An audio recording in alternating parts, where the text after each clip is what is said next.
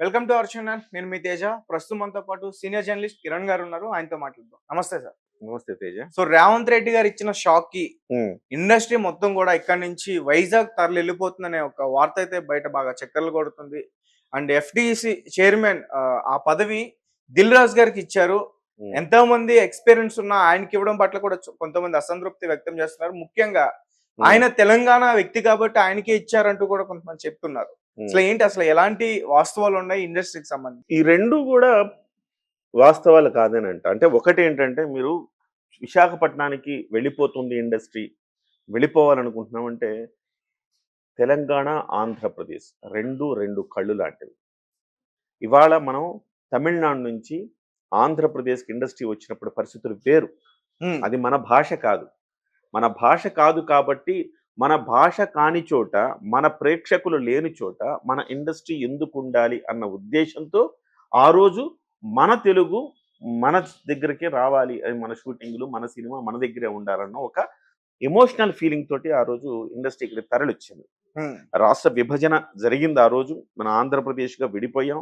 విడిపోయిన తర్వాత ఇదే డిమాండ్ చాలా కాలంగా ఉన్న తర్వాత ఆ తర్వాత అక్కినేని నాగేశ్వరరావు గారు, ఎన్టీ రామారావు గారు ఆ రోజు వాళ్ళు అనుకున్నారు, లేదు మన తెలుగు భాష సినిమాలు మన తెలుగులోనే తీయాలి, మన ప్రాంతంలోనే తీయాలి, మన ప్రాంతంలో మనం ఉండాలనే ఉద్దేశంతో వచ్చారు. అలాంటి ఎమోషన్ ఇప్పుడు లేదు కదా. ఇప్పుడు ఏం ఎమోషన్ ఉంది? ప్రాంతీయ తత్వానికి సినిమా దూరం. తెలుగు సినిమా ఆంధ్రప్రదేశ్లో ఉన్న, తెలంగాణలో ఉన్న ఒక ప్రాంతం నుంచి ఇంకో ప్రాంతానికి వెళ్ళటం అనేది సాధ్యం కాదు. హైదరాబాద్ అన్ని రకాలుగా ఎవరో ఒక నలుగురు వచ్చేసి ఏదో మాటలు అంటారు. అన్నంత మాత్రాన తెలుగు సినిమా ఇండస్ట్రీ ఇక్కడి నుంచి ఎక్కడికి తరలిపోదు.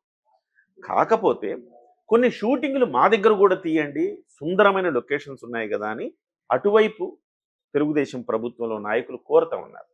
పవన్ కళ్యాణ్ గారు ఒక సందర్భంలో అన్నారు, విదేశాల్లో ఎక్కడెక్కడికో వీళ్ళు షూటింగ్లు తీస్తుంటారు, అంత బదులు మన ఆంధ్రప్రదేశ్లో అనేకమైన మంచి లొకేషన్స్ ఉన్నాయి కదా, ఇక్కడ ఎందుకు తీయరు, ఇక్కడ వాళ్ళకు ఉపాధి వస్తుంది కదా అన్న ఉద్దేశంతో ఆయన అన్నారు.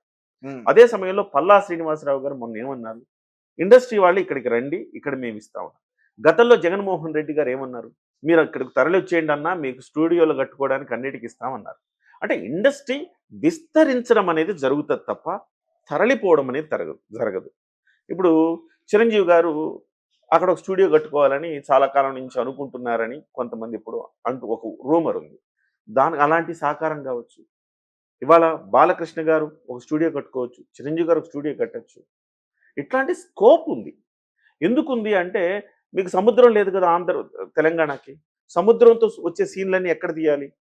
ఖచ్చితంగా విశాఖపట్నంలో తీయాలి. విశాఖపట్నంలో కేవలం ఒక్క సీన్ కోసం విశాఖపట్నానికి వెళ్ళడం అంటే అంతకు మించి ఇంకా సౌకర్యాలు కల్పిస్తే విశాఖపట్నంలో కూడా షూటింగ్లు జరుగుతాయి.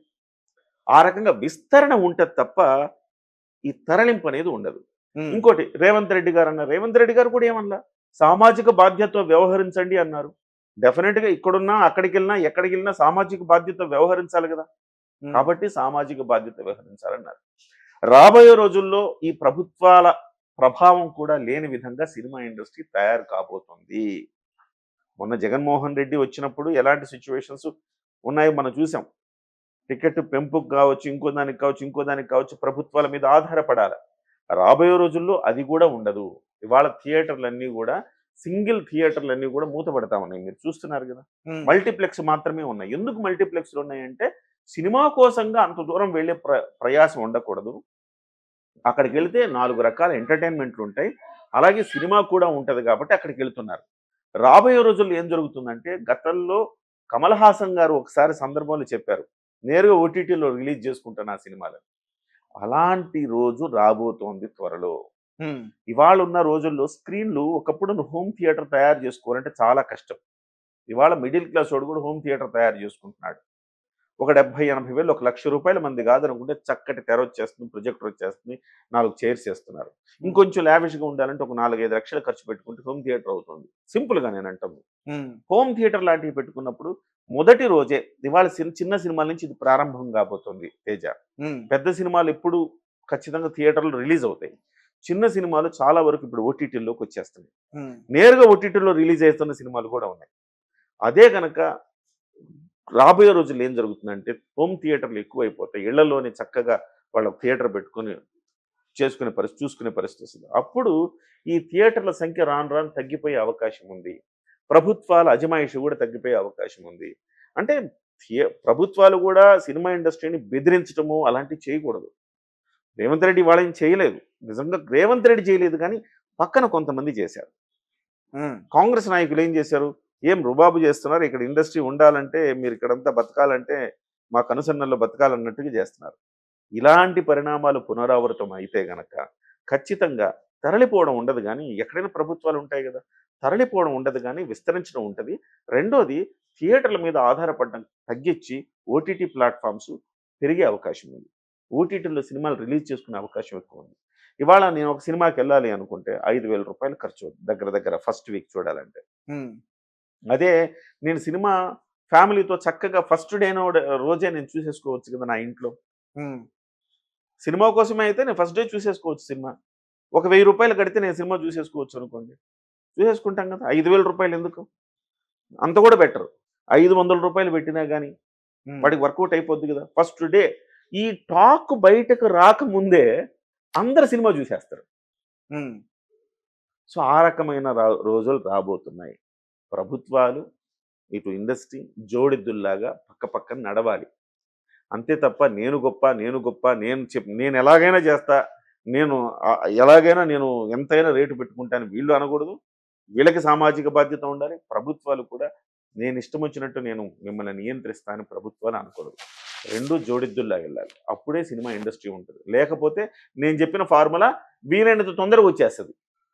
సార్, అంటే బెనిఫిట్ షోల గురించి మాట్లాడుకుంటే బెనిఫిట్ షోలు పూర్తిగా రద్దు చేస్తాం, మాట వెనక్కి తీసుకునేదే లేదని చెప్తున్నారు. ఇప్పుడు మనకి త్వరలో చాలా పెద్ద సినిమాలు వస్తున్నాయి.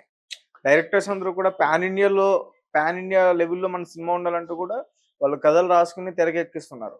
అంటే ఇప్పుడు వాళ్ళందరూ పరిస్థితి ఏంటంటే అసలు బెనిఫిట్ షోలు ఫస్ట్ డే కలెక్షన్స్ మీద ఆధారపడి ఉంటుంది. మీరు గుర్తుపెట్టుకోవాల్సింది ఏంటంటే ఇవాళ ఎక్కడ కూడా నేను టికెట్ రేట్లు హైక్ చెయ్యను అంటే బెనిఫిట్ షోలు ఉండవు అన్నాడు ఆయన. ఇక్కడ టికెట్ రేట్లకు సంబంధించిన చర్చ పెద్దగా లేదు. మనం అబ్జర్వ్ చేస్తే కీలకంగా మనందరం ఒకే ఘాటన కట్టేసుకుంటూ బెనిఫిట్ షోలు టికెట్లు ఒకే ఘాటన కట్టుకుంటున్నాం కానీ బెనిఫిట్ షోలు ఉండకపోవచ్చు. కానీ టికెట్ రేట్ల హైక్ మాత్రం ఉంటుందని నేను భావిస్తున్నాను. డెఫినెట్గా ఇవాళ దిల్ రాజు గారు అక్కడ ఉండేది, ఎఫ్డిసి చైర్మన్ గా ఉన్నారు, ఉండేది కాంగ్రెస్ ప్రభుత్వం. డెఫినెట్ గా దిల్ రాజు గారికి మరి ఆయన సినిమాకి ఆయన టికెట్ రేట్ల పెంపు ఉండదా? డెఫినెట్ గా ఉంటుంది. అందులో అసలు త్వరలో ముందు పెద్ద సినిమా ఆయనదే ఉంది. ఆటోమేటిక్ గా అయితే బెనిఫిట్ షోలు ఉండవు కానీ టికెట్ రేట్ల హైక్ మాత్రం ఉంటుందని నేను స్పష్టంగా నమ్ముతున్నాను. అంటే బెనిఫిట్ షోలు ఎట్లానో క్యాన్సిల్ చేస్తారు కాబట్టి టికెట్ రేట్లు ఇప్పటి వరకు చాలా పెంచారు. దానికి డబుల్ ఉండే అవకాశం ఉంటుందా? ఉండదు. టికెట్ రేట్లు ఈవెన్ పుష్పకు ఉన్నంత టికెట్ రేట్లు కూడా ఉండవు ఈసారి. దేవర స్థాయిలో టికెట్ రేట్లు ఉండబోతున్నాయి. దేవరకి పెంచారు. నువ్వు 375 రూపాయలు 400 రూపాయల దాకా ఉన్నట్టుంది.